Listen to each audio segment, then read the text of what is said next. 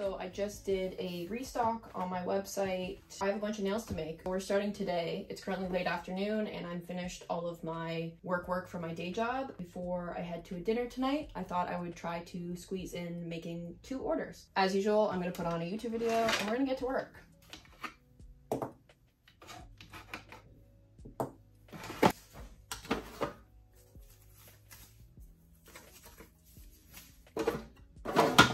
Because I'll make one set and then like sell this design, I'll sometimes see the question like, how do I make sure they're consistent?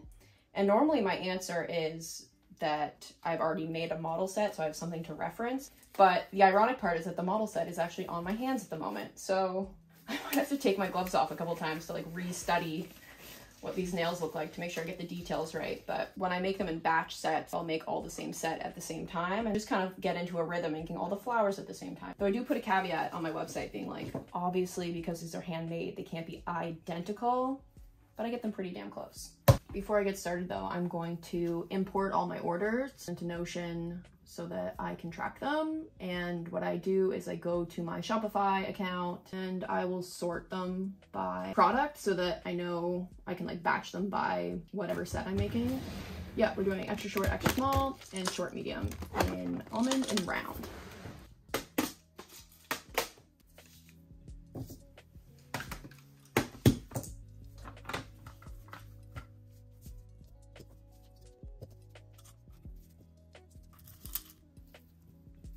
I still see questions about how I keep my nails on the stands. This is double-sided tape. It doesn't really matter what kind you use. I think what's currently on here, however, is a nail tab, like one of these guys.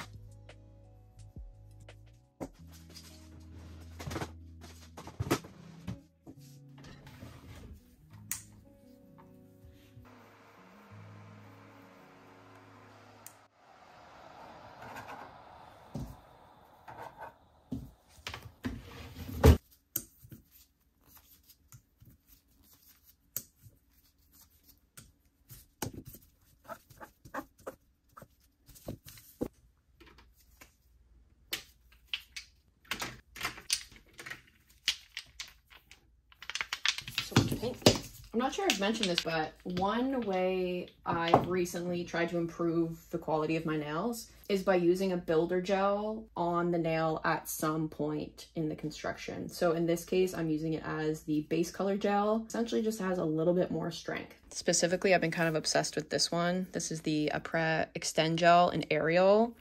I just love it. There's like a certain translucency to it that I think is really pretty. But you can see, like, look how thick this Extend Gel is. It's like almost sticky. Anyway, we're gonna put this down as the base color.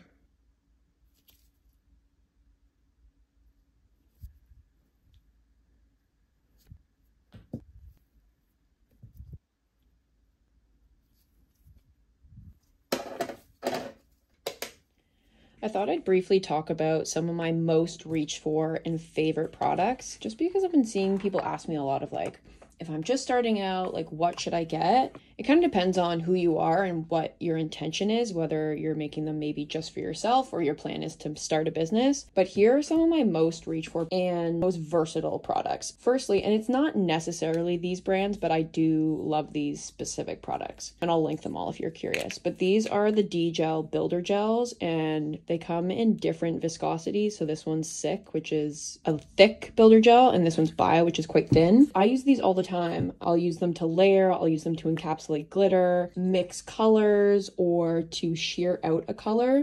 And in this same vein, I've had this pumping gel for a long time, but I just saw there's a new one that went up on Sweetie Nail Supply that's like the same kind of packaging. I don't remember the brand, but I'm definitely going to buy it because I've had this for a really long time and it's probably almost empty. But again, I just use this to clean my brushes, to thin out gels, to mix glitter, and I reach for it all the time because it's so convenient. If you wanted to only get one, I would probably recommend getting a thin builder gel that could interchange this product. Okay, so we've got like thin clear gel on the list. Second of all, I would have a thick viscosity gel. Having something that you can build shape and form with in 3D elements is really important. So this is a builder gel and this is a non-wipe gel. They both have a really, really thick consistency. It's really helpful. Having a white and black liner gel is like indispensable to your kit. I would add that to my list. Not a necessity. Again, this is just a convenience thing, but having glue in like a squeeze bottle that's really precise is so helpful when you're like attaching gems and stuff. That said, you could always just pick up like a little bit of builder gel on a small brush and use that as glue. Non-wipe top coat. I've talked about this so many times. This is my personal favorite.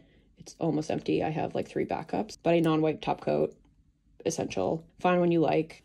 A sheer base color, and the base color will entirely depend on like your skin tone and your preference. These are 3 brands that I really love. This isn't actually the right color. This one, the Rose BB Cream. These are 3 of my favorites. Okay, so that's products, and I feel like I talked a little bit about this in one of my very first videos of like what you need to start.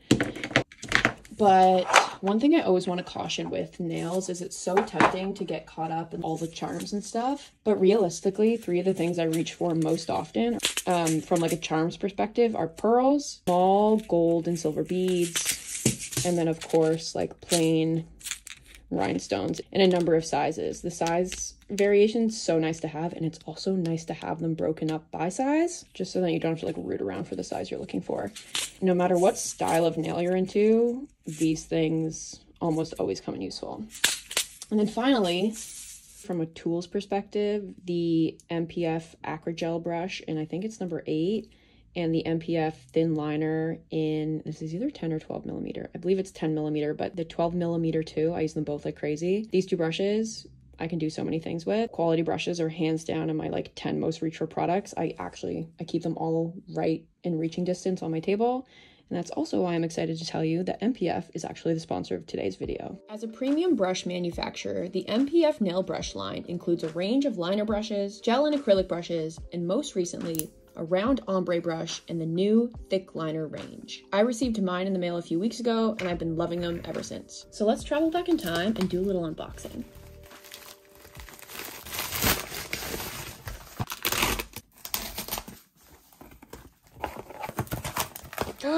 Oh, there's so many of them. Okay.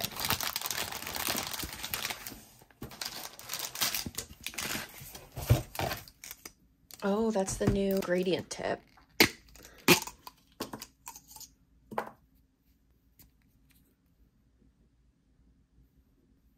Gorgeous. I cannot get over how many chromes. She's like, we're gonna send a chrome over.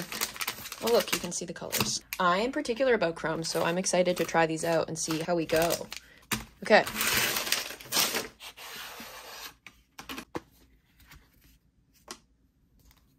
That's beautiful. These are their thicker liners. I forgot they were working on these.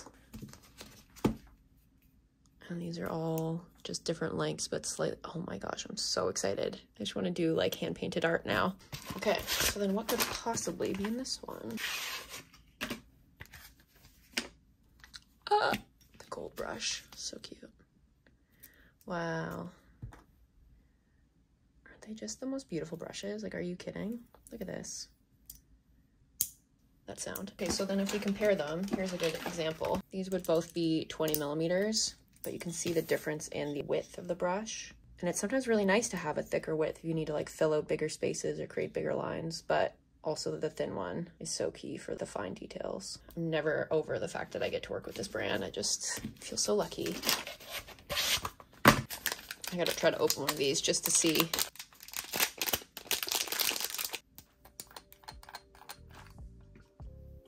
I'm so excited about this drop as the thick liner brushes are ideal for things like creating a French tip, long stable lines, and creating and filling in shapes. I've also been experimenting with the round ombre brush to create gradients. One of the coolest features about these brushes is that they have a universal magnetized tip, meaning you can own one handle and switch between all the different brush tips. MPF is having a Black Friday sale with 15% off site-wide, but you can get an additional 10% off with my code MINI10. MPF's ethos is an attention to detail and handmade quality that lasts. If you've been thinking about investing in high-quality brushes, you can save 25% this Black Friday. Now is the time. Sale starts November 11th. Thank you to MPF for sponsoring this video. Now let's put these brushes to use and get back to work.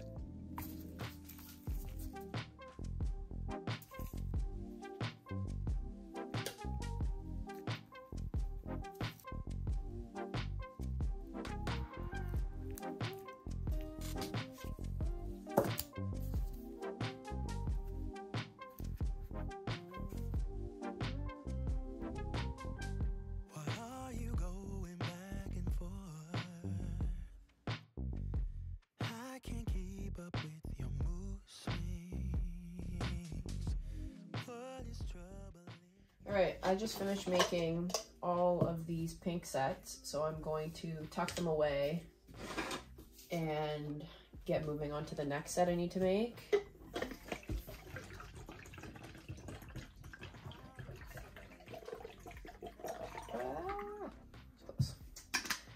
This is 99% alcohol, and I add a little bit of water. I'm gonna clean up, put a new dental bib down. Move on to the next set.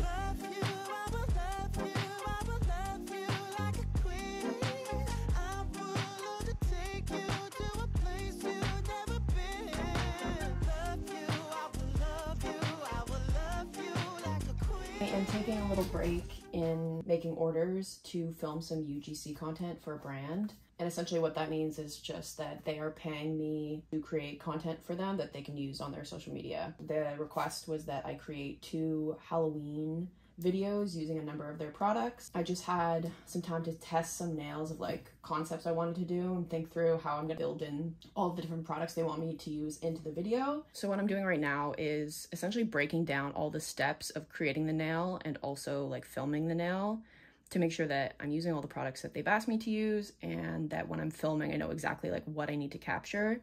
And this really just helps me like speed up the process, so I'm not feeling like I need to film every single moment of making the nail, but more just showing the individual steps and the individual products as I go through the creation. This will probably take me a couple hours, still kind of planning out the second nail, and then probably later tonight I'll get back to making my orders.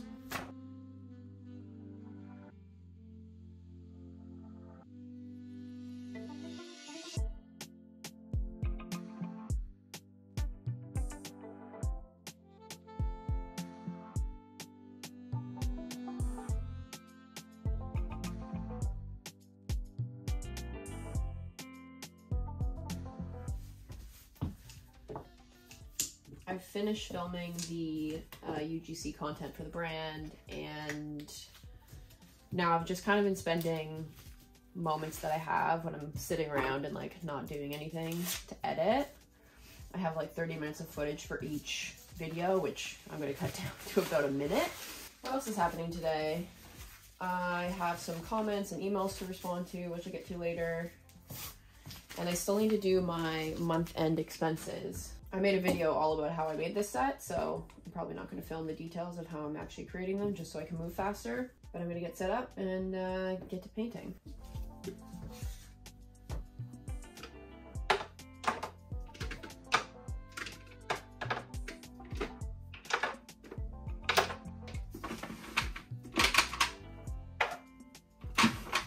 I think the first thing I'm going to tackle is making all of the 3D flowers and just like hammer that out. So I'll need to make 6 of these, and these take like 10 minutes a piece. And then once I have those done, I can move on to the rest of the details. And the other sets I just tuck in here, and this keeps them safe from like dust and hitting them off my desk by accident.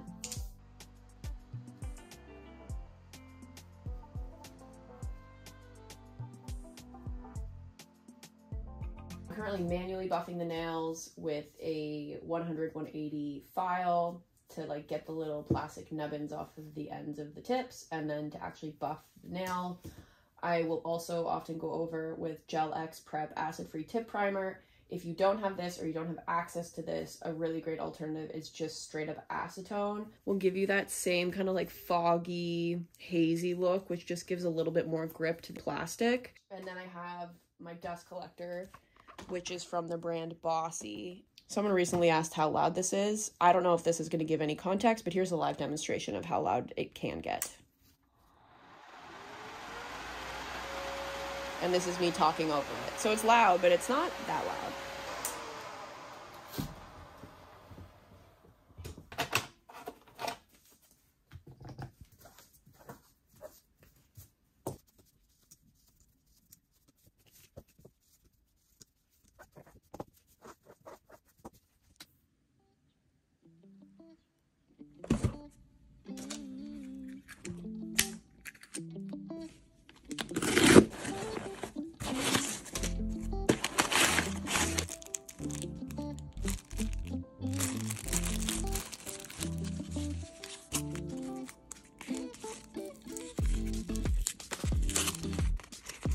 wanted a really small bit to like essentially drill holes. So I got a, what's called the Uh-Oh carbide bit. These kind of look the same. I don't remember buying both of these.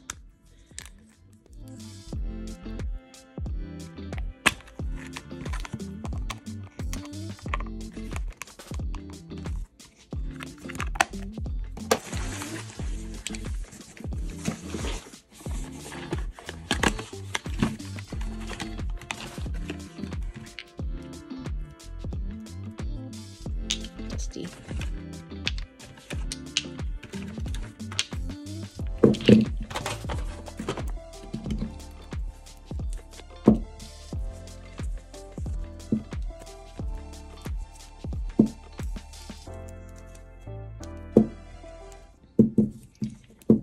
I got another bottle of this Extend Gel. I've been using this like crazy lately.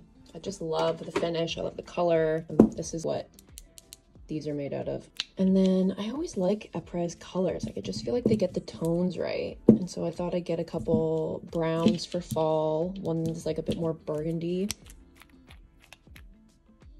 Oh, that's so pretty. Okay. And then the other is like a really, really deep mocha, almost like black brown. And then for Christmas energy, I got a really true, like, oh, you know what? That's a little bit more dusty than I was expecting it to be, but still cute. Pine green. Pretty. And then, of course, more nail tips. I literally just restocked my nail tips, but I was placing this order and I just thought, like, what am I doing? Why am I always almost out? Let's just get backups. So this is me being an adult.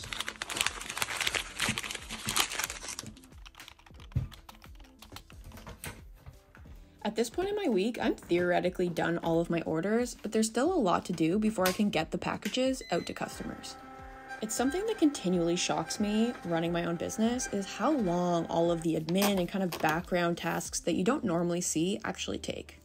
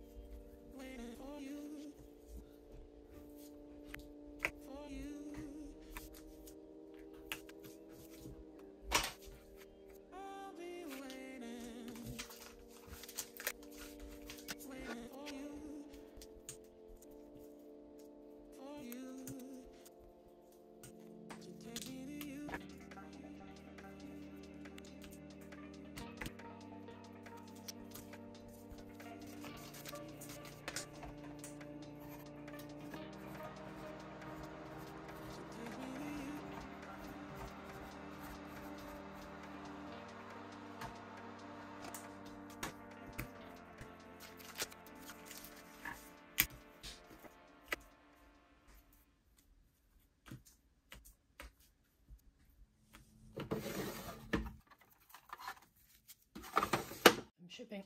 Whoa, I haven't spoken yet this morning. I'm shipping my orders this morning, and the last thing that I need to do is mount the backup nails, and so that's what I'm doing. I think in the last vlog I showed myself mounting backup nails. I was like, I'm gonna change this packaging. Here we are. I actually don't mind it. It is functional and it is what it is. I've been looking into hiring a graphic designer to like revamp all of my packaging. The problem is I don't even know where to look for a graphic designer anymore. Once I mount these, I'm going to package everything, and then I'm going to walk to the post office, and we're going to be done with our orders, and we'll move on to everything else I have to do to keep this business running.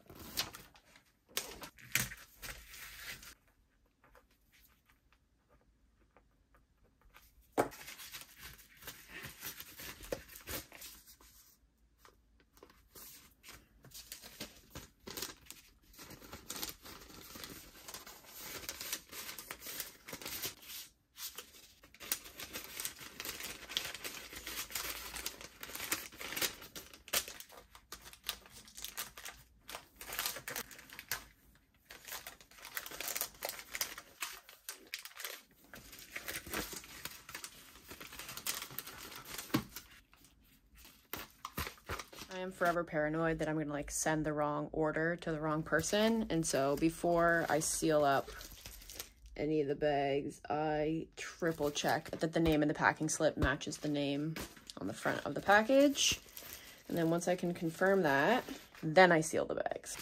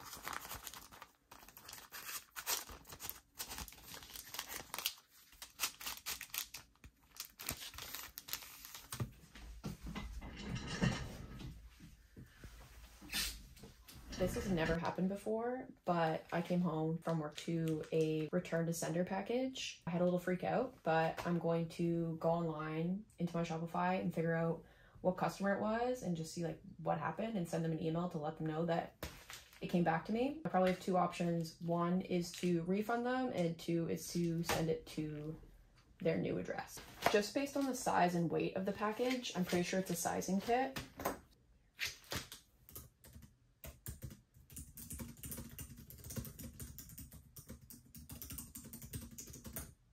So I'm essentially just saying like, hi, I am reaching out as the package I sent you was returned to sender. They want to confirm that the address you provided is your correct and current address. And if not, please let me know what the correct address is and I will resend the package, or I can offer you a refund for your order. So we'll see what she says.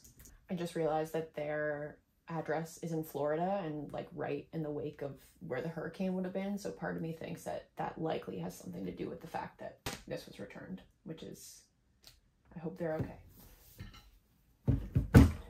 Another area of my business, and I now, I guess, consider it part of my business, that takes a ton of my time is actually editing these YouTube videos. The video you're currently watching, I'm about to sit down and do a little editing session of it. And I see questions a lot about how I create my videos and what I use to edit and just pull them together in general. The software I use to make the videos is Final Cut. So I pull all my footage into here and I shoot it all on my iPhone 13. And then once it's in Final Cut, I just spend hours and hours editing.